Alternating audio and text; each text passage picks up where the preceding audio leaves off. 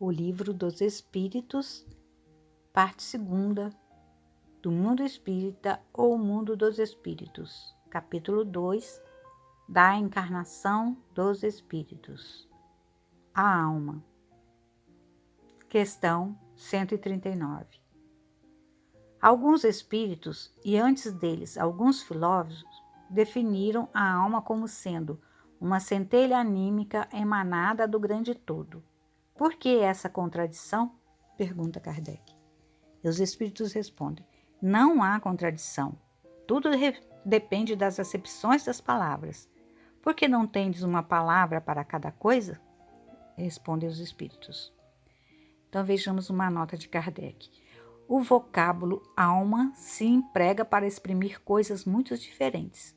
Uns chamam a alma ao princípio da vida, e nesta acepção se pode com acerto dizer, figuradamente, que a alma é uma centelha anímica emanada do grande todo.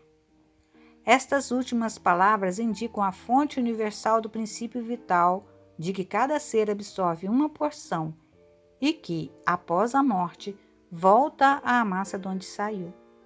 Essa ideia de nenhum modo exclui a de um ser moral, distinto, independente da matéria e que conserva a sua individualidade.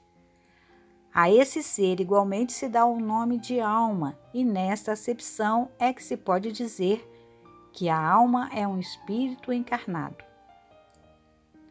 Dando da alma definições diversas, os espíritos falaram de acordo com o modo por que aplicavam a palavra e com as ideias terrenas de que ainda estavam mais ou menos imbuídos. Isto resulta da deficiência da linguagem humana, que não dispõe de uma palavra para cada ideia, donde uma imensidade de equívocos e discussões.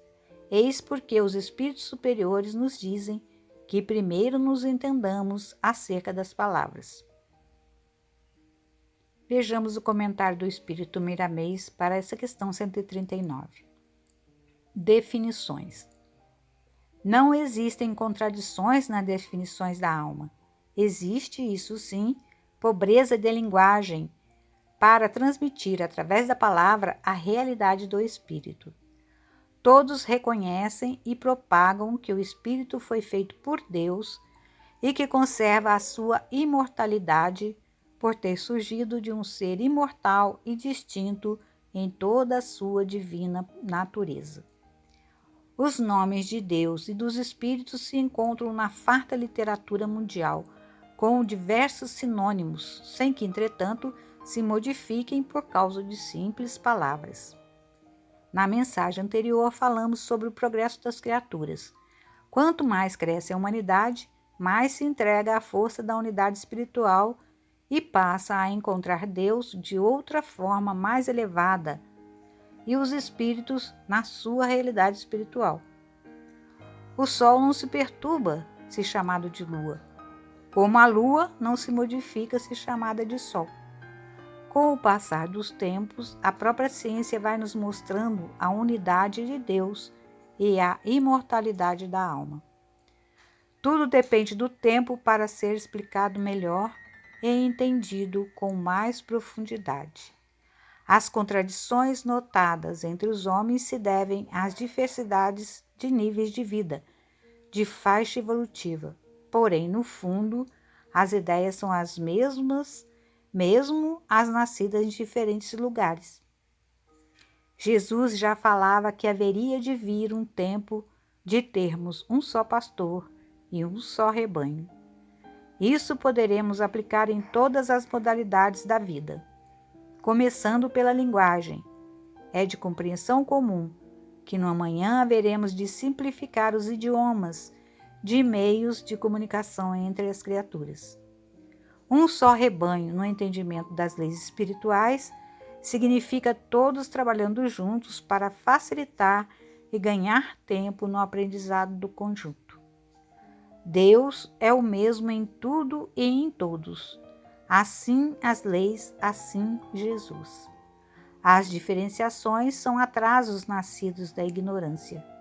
Logo que esta cessar, o progresso tomará a dianteira e libertará a consciência em todos os sentidos. Todos os sofrimentos se alicerçam na ignorância, e com a sabedoria espiritual dominando, abriremos os olhos e passaremos a conhecer a verdade. Para definir o espírito, o próprio espírito perde um tempo valioso. Ele é o que foi sempre.